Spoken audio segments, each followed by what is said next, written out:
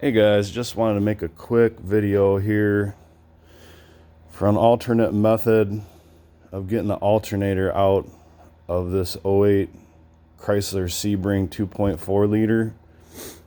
I didn't see a video for this online. Plenty of videos have you remove the air conditioner, take the bolts out, and work the alternator out through the bottom. I've done that already a couple times. I've been fighting an electrical problem with this car, so this is about the third time I've had the alternator out. That works pretty good, but it's kind of a struggle. And I read about this method online. I didn't see a video for it, so I thought I'd just make a quick video. Basically what the idea is to remove the 3 power steering pump bolts, and you can line the pulley holes up to the bolts. There's a bracket back here that had a 13 millimeter. I think these are all pretty much 13 millimeter. But once you take those 3 bolts out with a little pry bar, you can kind of work this out. I had to unplug this harness here too from here. But basically now, oh, and also I found out the hard way. Pull a couple more 13 millimeter bolts here and here for the coolant reservoir, and just pull that out of the way. Easy peasy. But now you can fish the alternator in and out from the top without too much trouble. And I'm also trying a new trick here. I got a couple clamps on my pulleys because that belt is a real pain. So I got some clamps there. And then, I don't know if we can see down in there, wherever they are. I put a clamp there, and also one a little bit further down on there. Oh well, yeah, 2 of them on that pulley to hopefully hold that belt in place decent, and I don't have to fish that thing around, because I'll tell you what, that's about the worst part of it. Before you take the alternator out, you also got to take off this idler pulley here. I'm trying to remember where that was. That was down in here somewhere.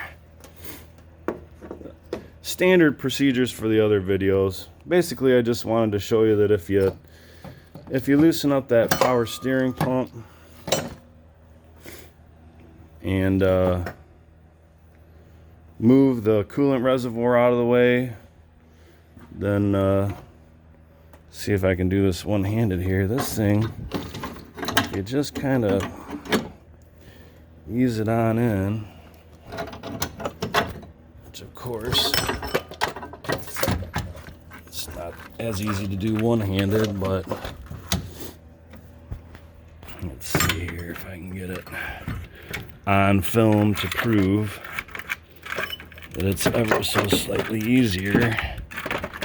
If you just kind of wiggle it around, if you just keep wiggling it around with the pulley up, eventually you'll get it right in there like that. Alright, as you see, I got the alternator bolted back in. That's a goofy one.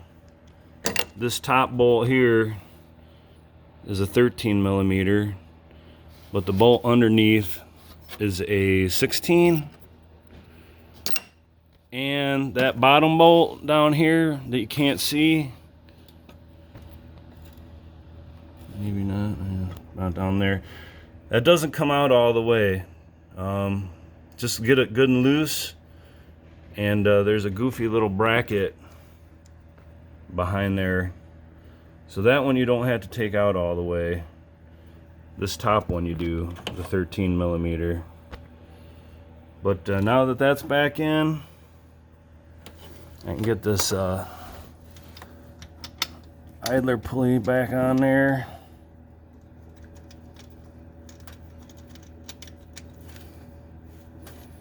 Not a lot of room to work on this stupid thing.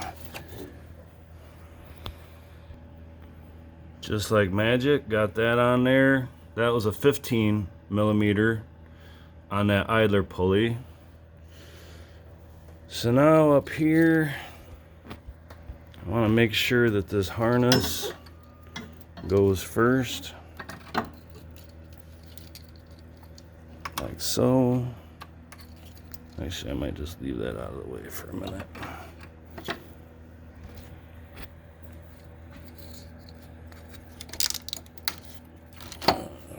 Let's see here. This was a bit of a Rubik's Cube getting that in there too. Alright, well, just like everything, getting those bolt holes lined up was no picnic.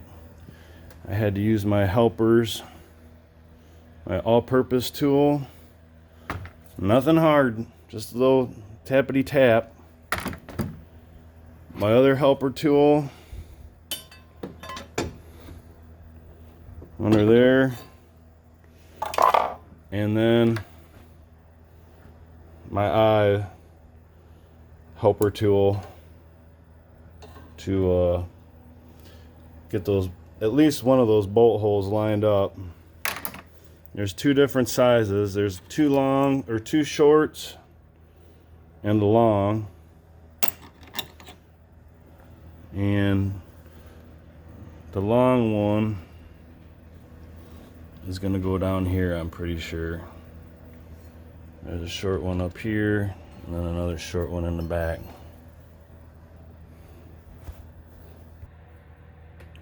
Alright, got her back in, and it was true, the long bolt is the front bottom.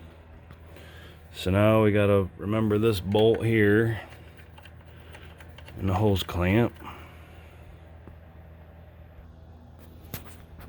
Alright, now put our reservoir back in place. I found out about this also the hard way. This there's not much holding that tube on, folks. So you brush up against that just a little too hard, and yeah, it comes off, and the coolant starts draining out of the overflow. So don't make the same mistake I did. All it takes is 2 bolts to save from making a mess.